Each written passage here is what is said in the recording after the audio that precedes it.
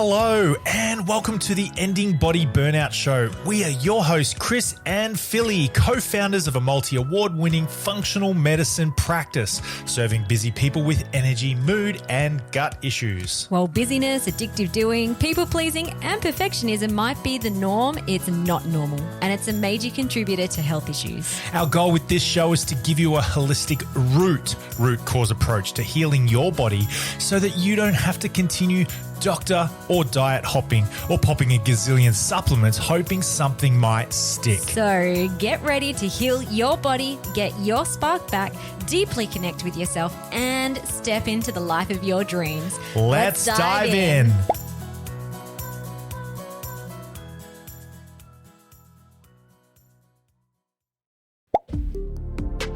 G'day guys and welcome to this episode of the Ending Body Burnout Show. Okay, so today I want to do a wee episode on something that I've been talking to a few clients about recently, and this is something that I have spoken to Philly about a lot in the past. Philly and I have what we call our come together meetings, or we have these times where we can come together and we have a chat about rules and things that are important to us in our relationship. And there's a couple of things that have come up in our chats together, and some of them are things that are really important to her, to Philippa. Some of them are really important to me. Some of them are so important to Philly but not so much to me, and I don't get why they're important to her.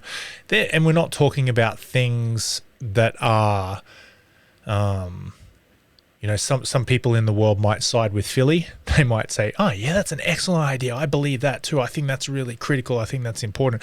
Other people might be more on my side of things and say, oh, why is that such a big deal for you? That's not so important. And, whatever's coming to your mind is coming to your mind. It doesn't really matter. I don't want to go into it too much in this podcast, but the main point that I want to get at is that in our relationships, we have rules, we have guidelines, we have boundaries, we have things that are okay, things that are not okay. There's some things that Philly and I both agree on that we're like, yeah, absolutely. I think our relationship is the best that it can be if this rule is followed. I think our relationship will be atrocious if we allow this to happen. And so Philly and I get on the same page. And if we choose to, if either one of us choose to not adhere to those rules or to break those rules, it's just like, a rule in a game, like a rule that's broken in basketball, for example, it might be a foul, it might be a technical foul, or it might be you get too many of these fouls and you're sent off, you're gone.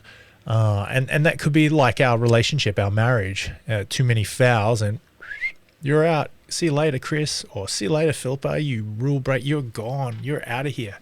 That might be like our relationship. So what rules do you have in your relationship? What boundaries do you have in your relationships? What's a red card for you? What's a straight off flagrant foul, ejection, get out, gone, see you later. You're not allowed to play anymore. You're not allowed to play in my relationship. What's they've stepped they're out of line, what's the word? You step out of the court, out of bounds. What's out of bounds? So you're not a bad person. You're not going to burn in hell. It's not grounds for divorce, but they're out of bounds. They've crossed the line. What's that like for you in your relationship? I've got a rule. This is just the first one that I can think of. That's actually a really important one. Both of us value sleep. Both of us value rest and recovery. We both also value business. We also value freedom and self-development. we are also in business together. We also have ideas. We're very creative. Both of us are creative. And at our best, we work together. We stick to our strengths. Philly is a fantastic researcher. She's amazing at taking really complex thoughts, and she's really, really good at putting it all together. She can read something and remember it. Me, on the other hand, I'm creative in that I see breadth. I see around things. I can see a wide girth of information and knowledge. I'm always around things. I'm always on top of things. Sometimes I can be a little bit superficial in my knowledge of stuff like science and things like that, because I just am more fascinated by application and different contexts and blah, blah, blah, blah, blah. And I can get around things. I see it. I see things laterally. I diverge in my thinking. Philly converges. She sees depths. In our relationship, we are strong in different areas. At night time, when it comes to going to bed, Philly and I have a rule. No business, no client talk, no emails, no text messages, no conversations about you guys, no podcast stuff, no book stuff, no anything other than either love and family. There's no problems before bed. We don't bring these things up right before bed. We'd rather sleep on it and talk about it in the morning, or have a conversation throughout the day, so that by the end of the day, our plate is clean. We feel good. We can just knock off, and we're good to go for sleep. So that's a really important rule for us in our marriage. And we've talked about that before on this podcast. But I was talking to some clients recently around rules and boundaries. And one client in particular I was talking to, and they have this beautiful ability to be sensitive. They've got this wonderful skill set of sensitivity. And the benefit of that, the beauty of that, the gift in that is that they can feel so much. They have such connection to intuition and emotion and other sensations that it's just what a profound gift. It's such a wonderful skill set that they have, and they don't have to really try and feel, compared to other clients that I've got who are less sensitive. I compared the sensitive clients to like a car, like a real touchy car, something that is kind of like, that car game at the cinemas that I can't remember what it was called, Indianapolis 500 or something like that. It was at the cinemas. Almost every cinema you'd go to, there was this car, and you'd sit in it and you'd drive it. I'd put $2 in and my car would just be up against the wall and crashing. I just couldn't quite figure out the trick to keeping my car on the road. Other people were like great at it. They knew the trick. They could play the game. I couldn't quite keep my car off the barriers. And I think that's like this client that I'm talking about. And they had this innate sensitivity that they could really, really, really feel. However, the double-edged sword, the consequence of that sensitivity is that they had challenge staying on track. They just were getting beat up. They were against the guardrails. They were crashing and burning because they'd been too sensitive.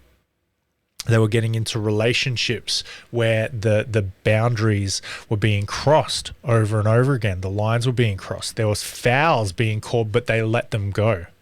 They got into situations in their personal lives, not just in their intimate relationships, but also in professional relationships where their boundaries were being crossed. They were sensitive, and this caused crashes and burns. And if you are feeling burned out because you have had your boundaries crossed over, or fouls that just have gone left uncalled and all that sort of stuff, if you're sticking with my analogy, maybe you feel like you've crashed and burned out as well. Compared to other clients I've had, and their sensitivity is more like a big old rust bucket, like a 1950s. I'm not really good with cars. Something that's really rusty and no power steering, and their issue is it's not sensitive at all. They are crashing and burning because they aren't able to control themselves, because when they try and steer, when they try and stay on track, they try and correct their movement, all that sort of stuff, bang, they're against the guardrails because it's really hard to steer their life. So two different types of people: really sensitive, not sensitive much at all. I mean, there is some sensitivity, but they're a rust bucket in this analogy. So the boundaries, the rules are important, but what you've got to work on is a little bit different depending on who you are. Are you more of a rust bucket yourself, listener, or are you more of a highly tuned, sensitive vehicle, so to speak? Do you feel like you are being taken advantage of? Do you feel like your sensitivity is causing you to crash? Or do you feel like you just aren't in tune? You aren't feeling what you're feeling. You don't know what you're feeling. You find it hard to follow your intuition because you just kind of don't really know what that means logically. Depending on which car you are, depends on what you need to do next. So if you're a car that is oversteering, that's oversensitive, you probably need to work on balance in your life. You probably need to work on rules and recognizing how to play the game. You know, I'd go to the cinemas and I'd watch those guys and girls play that Indy 500 or whatever it was called game, and they just get through level after level. They do laps and laps and laps, and I'd be like, man, how do you even do that? How are you not crashing? And they're like, I just know the trick, I guess. Far out.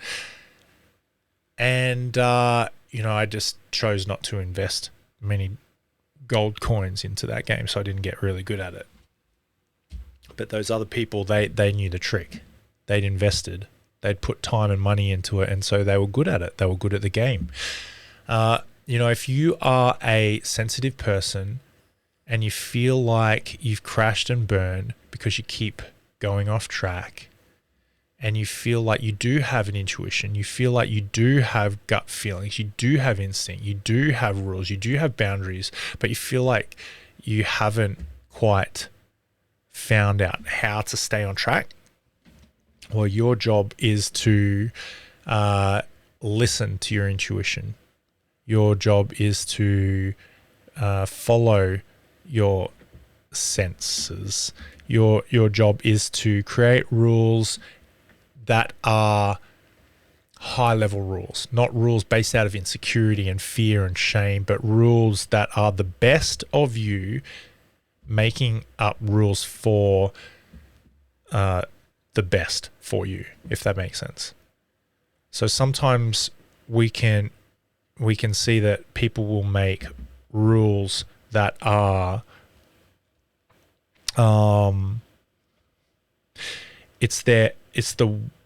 not the worst version of them making the rules, but it's a low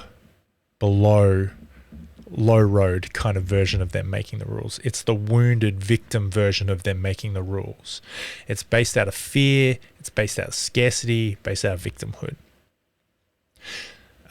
So grow up, level up, find your boundaries, know what they are, be in tune with yourself, stand up for yourself, have some balance, learn the trick, get some coaching, stay on track, don't crash and burn.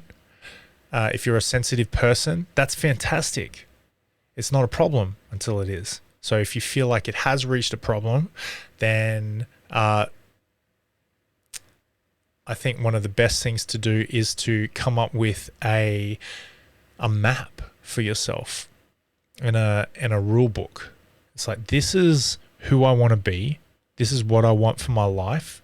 This is who I want in my life. This is how they show up. This is how I show up. This is not okay. This is okay. This is straight out off the cards. If this happens, it's a red flag. Go on, see you later.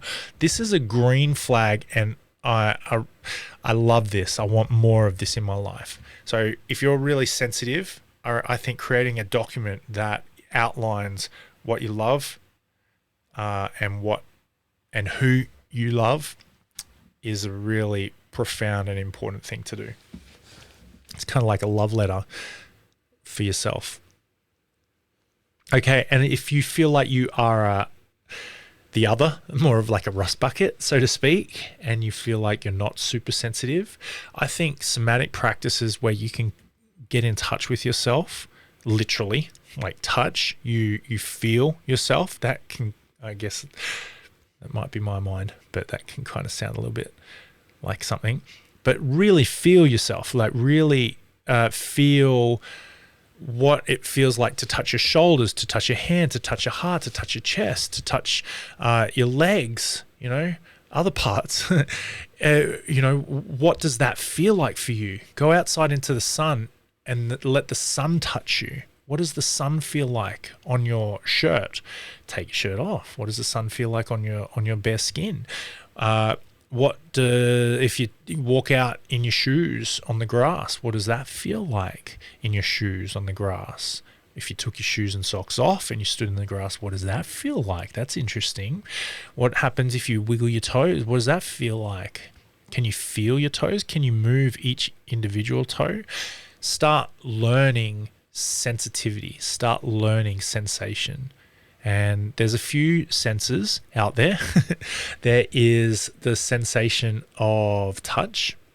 There's the sensation of hearing. So practicing what you're hearing.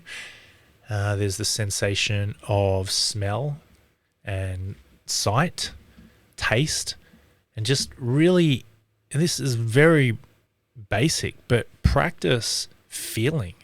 Practice feeling what your body is feeling. Practice hearing what you hear, noticing what you notice, and then start to train that, start to be more aware of that. And you'll start to notice that some things are subjectively more pleasurable to you.